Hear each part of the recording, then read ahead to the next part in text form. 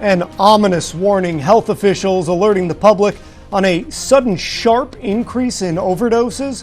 Good evening, I'm Charlie Sakaitis. And I'm Mallory Metzner. Welcome to our news at 11. We begin tonight with shocking numbers in Delaware's overdose crisis. New tonight, state agencies and health officials say that they have seen 30 overdoses since just last Thursday. Now, to put that in perspective, in most weeks, they'd usually get just 5. And here's the thing. These particular overdoses seem to be stronger and more dangerous than typical overdoses. As Coast TV's Charles Reinert reports, health officials are on high alert. Wednesday afternoon in front of the Margaret Rollins School of Nursing, doctors held a press conference in response to a spike in drug overdoses here in Sussex County. Unlike COVID, there's no vaccine for this. According to Dr. Paul Cowan, this string of overdoses seem to be more potent than others. Some cases have required more than one dose of Narcan, the drug that helps counteract an overdose.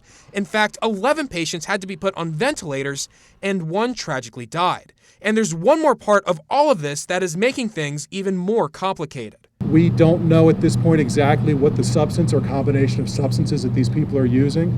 We certainly encourage our partners in the pre-hospital field and in the community to continue to use Narcan for these people. Several medical emergencies have been recorded in the past 5 days, prompting a high alert for hospital staff this week. This is a message from Beebe Healthcare.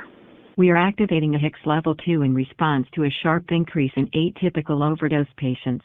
Individuals required for HICS positions will be notified to respond to the South Conference Room. Do not respond to the South Conference Room unless you are notified. As this crisis continues, Beebe has been given 1,300 new Narcan kits from the Division of Public Health to distribute throughout its healthcare system, and another 200 doses for its emergency department alone. The investigation into these overdoses is still ongoing, and officials are asking people to be alert. Officials made it clear Wednesday afternoon that there is no correlation between the different kinds of patients that are suffering from these overdoses and that these overdoses are being reported throughout the county and not just one particular town. I'm Charles Reiner in Lewis, Coast TV News.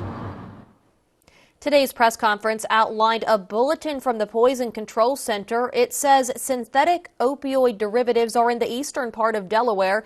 They carry similar symptoms such as agitation and delirium, severe sedation and coma, respiratory depression, and movement abnormalities attributed to seizures.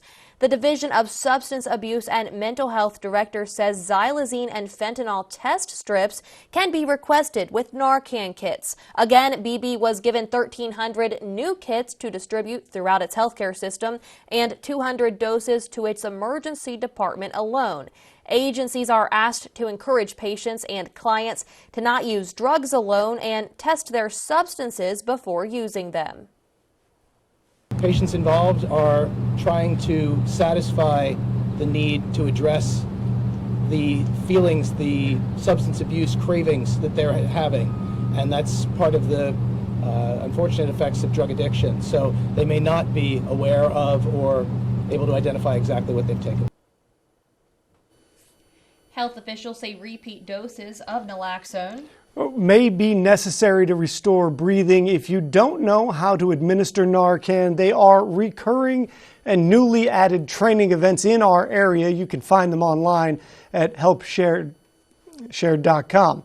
This sudden spike in overdoses comes less than a month after Delaware Division of Forensic Science actually released data that showed the number of overdose deaths in Delaware had decreased for the first time in 10 years.